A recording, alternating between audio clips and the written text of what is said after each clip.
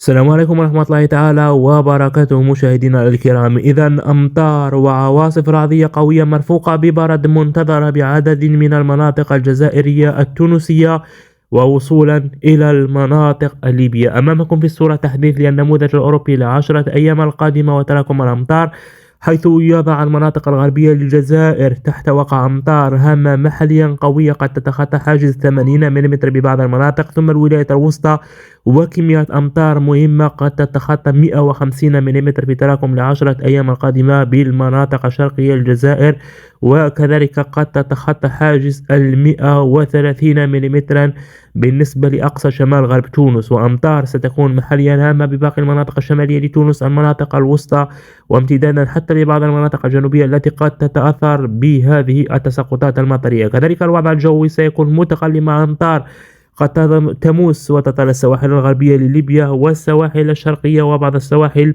الوسطى بتساقطات مطرية. البداية ستكون ابتداء من نهار يوم السبت 11 من شهر أفريل. منخفض جوي يتمركز بجنوب غرب الجزائر تحديدا غردايا سيعمل على تشكل حالة رعدية قوية ستطال الولايات الغربية مرفوقة بأمطار وتساقط أحيانا للبرد بالأغواط أفلو البير، كذلك المشرية وكذلك رأس الماء سيدي بالعباس وغرن مستغانم تيار. ثم وتتقدم فعالية هذا الاضطراب خلال ساعات الليل لتموس الولايات الوسطى للجزائر كالمغير، كذلك رأس الميعاد، بوسهادة، المسيلة، تيز وزو الجزائر العاصمة، وتتواصل فعالية لهطول أمطار قوية على الولايات الشمالية الغربية. يوم الأحد يتقدم هذا الاضطراب ليؤثر على الولايات الشرقية مع ساعة فجر الأحد 12 من أفريل بأمطار رعدية عند بئر العاطي، طبسة، خجلة، باتنا، قسنطينة وبعض المناطق الغربية الوسطى لتونس عند القصرين، وكذلك مجل بالعباس. الوضع الجوي سيتواصل من تقلبات مع أمطار هامة يوم الأحد على المناطق والسواحل الشمالية الغربية والولايات الوسطى الجزائر، المناطق الشرقية، ثم شمال تونس قد يشهد حالة رعدية محليا قد تكون قوية إن شاء الله.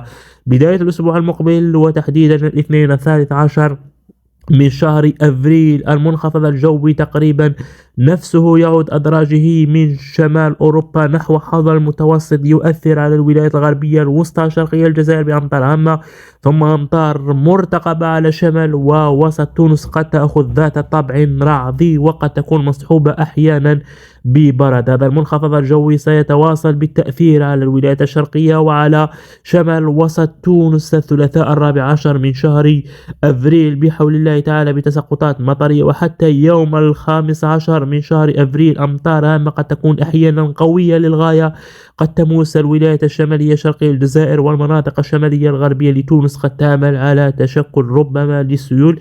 المدة لا زالت نوعا ما بعيدة ولكن التوقعات شبه ثابتة. بعد ذلك يوم 16 قد يندفع هذا الاضطراب شرقا ليجلب تأثيرات مطرية على السواحل الوسطى الجنوبية وجنوبية شرقية لتونس مرورا من صفاقس قابس وصولا إلى جرجيس، ثم نحو المناطق الغربية لليبيا عند مصراتة وكذلك طرابلس ليتحرك لاحقا نحو الولايات والسواحل الوسطى ثم الشرقية ببعض التأثيرات المطرية الضعيفة. بعد ذلك سيعود المرتفع الجوي الأزوري ليهيمن على الأجواء باستقرار وارتفاع طفيف في درجات الحرارة. هذا ما لدينا مشاهدينا الكرام في هذه النشرة.